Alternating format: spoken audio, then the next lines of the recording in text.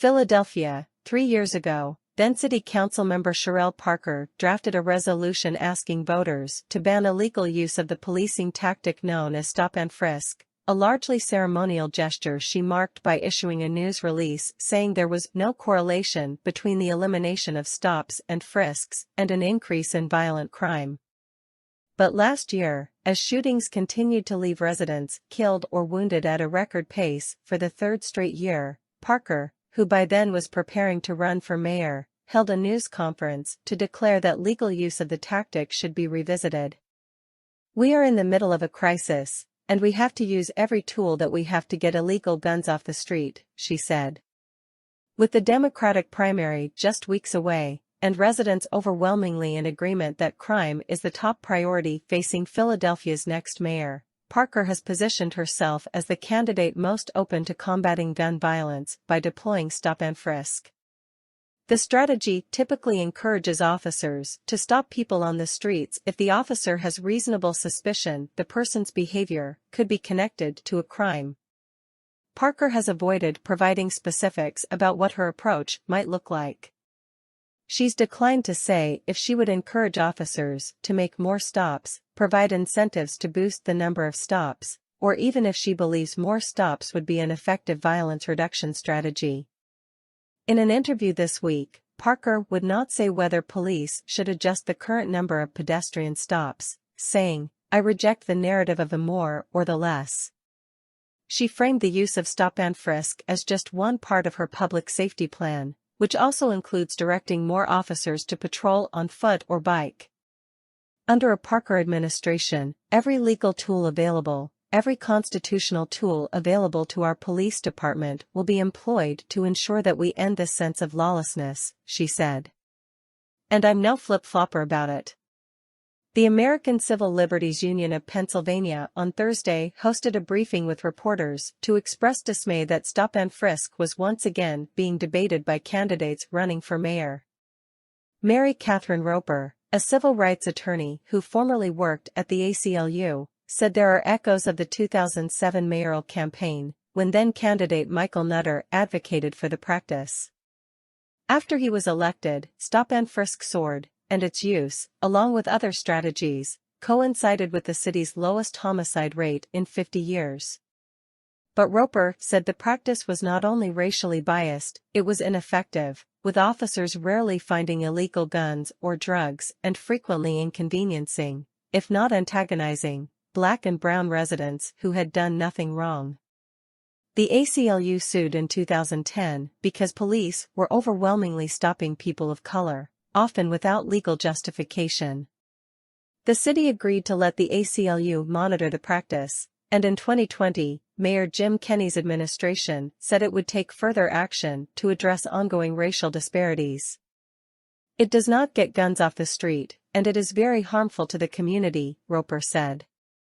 Jerry Ratcliffe, a Temple University criminologist who has studied some of the police department's policies, said he doesn't believe the widespread, indiscriminate use of pedestrian stops ever will, or should, return. But even spurring a moderate uptick in legal pedestrian stops could be difficult for a mayor to achieve, he said. Pedestrian stops in the city have been plummeting for years, from about 200,000 in 2015, the last year of Nutter's administration, to fewer than 10,000 last year, according to city statistics. And elected officials from Kenney to District Attorney Larry Krasner and City Council members have each expressed varying degrees of support for that curtailment. Ratcliffe said the rank and file is keenly aware of that political reality, which could make it difficult to swing the pendulum back in the other direction. Stopping somebody is largely a discretionary activity. Officers can choose to do it or not, Ratcliffe said. And they've had multiple years of getting very clear signals from the city's politicians that that has been frowned upon. And I don't think you can easily turn it around with a memo from City Hall. Pedestrian stops are a legally authorized method by which police can stop and search people as long as the officer has reasonable suspicion the person may be involved in criminal activity, a lower standard than the probable cause required for an arrest.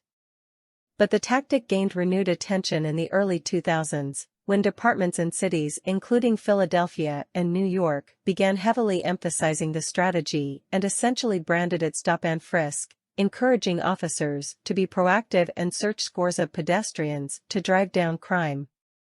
Former New York Mayor Michael Bloomberg championed the practice and said it was helping reduce violence there. But in 2013, a judge ruled the policy unconstitutional because of racial inequities, saying the practice amounted to a policy of indirect racial profiling. Pedestrian stops in the city were quickly slashed, and crime there continued to fall. The drop in pedestrian stops was not as immediate in Philadelphia, but in the decade since the ACLU's lawsuit, the practice has been in steep decline.